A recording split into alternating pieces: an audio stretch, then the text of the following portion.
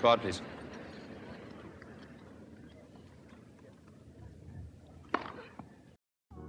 Tennis has been captivating people for 150 years, and despite occasional fears for its future, some of it justified, some of it over-exaggerated, the sport remains, at the very top level at least, in rude health. But no one in tennis can be complacent. If you stand still, you go backwards, particularly when every other global sport is competing for attention alongside other forms of entertainment. And tennis does have a problem, particularly in the men's game, of becoming a little dull. In the last 30 years, the average number of aces fired down in best-of-3 matches on the ATP Tour has increased by 60%, from 7.6 to 12.2. This has stemmed from improvements in racket technology, greater physical capabilities of players, and advancements in technique. This era of servebots, players metronomically dominant on serve, like Ivo Karlovic, John Isner, and Kevin Anderson, make breaks of serve, which provide swings of momentum and essentially decide the outcome of matches, harder to come by. It's also resulted in fewer winners and forced errors in that same 30-year period, while the number of unforced errors has remained constant. An opposition player doing the baseline shuffle, constantly moving from deuce to ad court and back as serves thunder past them, is not fun to watch, unless you happen to be supporting the serve bot. Of course, it does shorten matches a little, so perhaps broadcasters aren't so bothered, and if you care who wins, all that matters is the next point.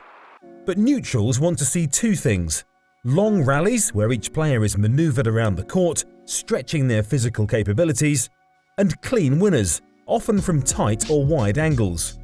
What they don't want to see are serve-dominant games or rallies with little to no movement. So how can we encourage longer, more varied rallies, more winners from unlikely spots, and reduce the effectiveness of the serve, and thus provide more interesting tennis? One suggestion that crops up quite frequently is increasing the size of the ball. Studies have shown this would certainly generate more rallies. Back in 2000, tests carried out at Loughborough University in England on behalf of the ITF used a ball just 6% larger.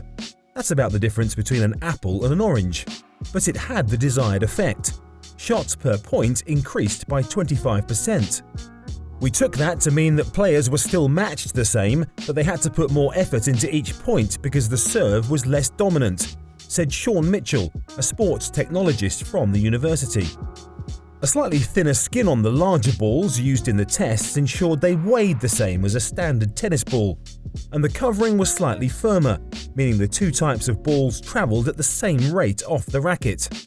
But the crucial difference is the drag the bigger balls generate through the air. They also bounce at a steeper angle. This means the receiving player has more time to react to a shot or serve, calculated at about 10% for the pros and 20% for recreational players. However, while it may produce more rallies, a slower ball would mean greater force is required to generate the speed for winners. A further study at London's South Bank University showed players using the bigger ball could play for 35% longer. This sparked fears that greater physical exertion over a longer period of time could cause muscular strains in the arm or repetitive strain injuries like tennis elbow. In the Loughborough study, however, players reported no difference in arm muscle soreness after days of playing with the heavier balls, when compared to days spent using regular balls. Interestingly, 6 of the 8 players who took part in the tests preferred the heavier ball. Only one, a female player who was also a very strong server, favoured the standard ball. In 2002, following a 2-year trial in lower-tier Davis Cup and Fed Cup matches, the ITF added the Type 3 balls to its official rulebook. Former Wimbledon champion Pat Cash was less than impressed. The US seniors used those bigger balls for a couple of years, and not one player liked them, Cash claimed. It was impossible to hit a winning volley, and the ball dipped severely, making it easier to keep the ball in court. Taking the volley out of the game with larger balls will ruin the game. But a report following the ITF's experimentation showed the larger ball improved shot accuracy, allowed for longer rallies, and increased ball visibility for both players and spectators. All of that, of course, was almost 20 years ago. The debate over how to control the servebots rumbles on, but the evidence suggests that a bigger ball is a feasible option. Court surface can have an effect too. You see longer rallies on the slower clay, but perhaps more exciting winners on the faster grass, although that is slowing up too these days. In theory, hard courts should provide a balance between the two, which is why the majority of tournaments use it.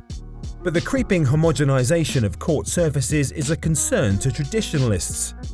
A lengthening of the grass court season, the reintroduction of carpet courts at the top level, and a greater variety of hard courts would produce different court speeds throughout the season, leveling the playing field a little.